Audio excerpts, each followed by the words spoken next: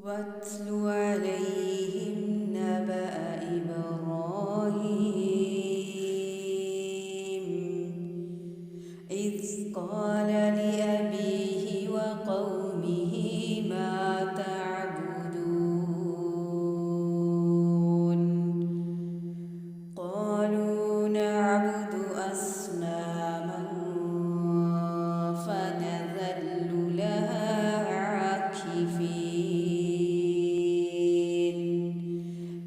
قال هل يسمعونكم إذ تدعون قال هل يسمعونكم إذ تدعون أو ينفعونكم أو يضرون قالوا بل وجدنا آباءنا كذلك يفعلون قال أفرأيتم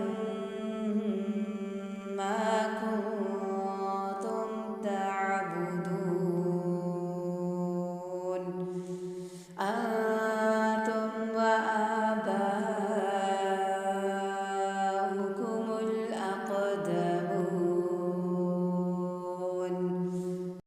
فإنهم عدو لي إلا رب العالمين الذي خلقني فهو يهدين والذي هو يطعمني ويسقين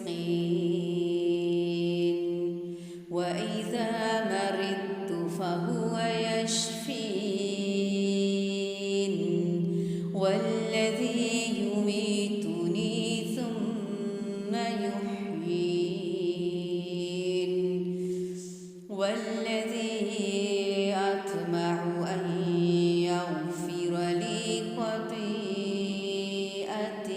يوم الدين رب هب لي حكما وألحقني بالصالحين واجعل لي لسان صدق في الآخرين واجعلني من ورثة جنة النعيم واغفر لأبي إنه كان من الضالين ولا تخزني يوم يبعثون يوم لا ينفع مال ولا بنون إلا من أتى الله بقلب سليم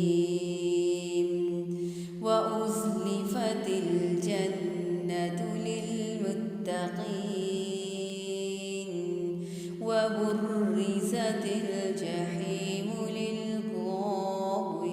للغاوين وقيل لهم أين ما كنتم تعبدون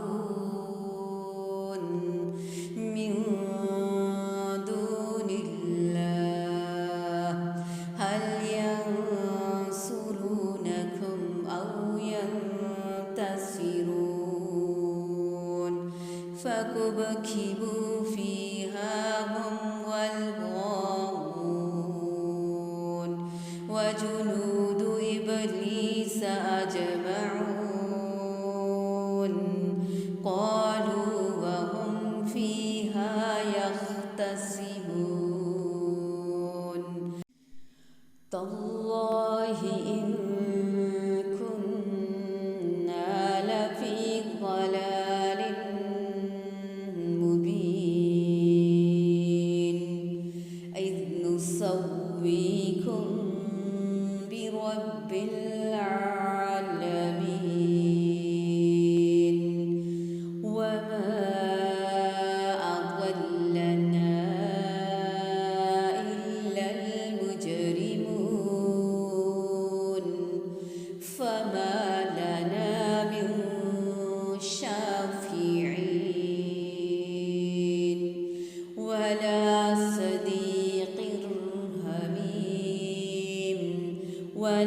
صديق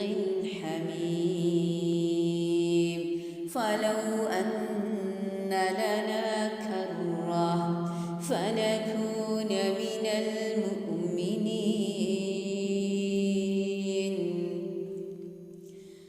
فلو أن لنا كرة فنكون من المؤمنين إن في ذلك لآية وما كان أكثرهم مؤمنين وإن ربك لهو العزيز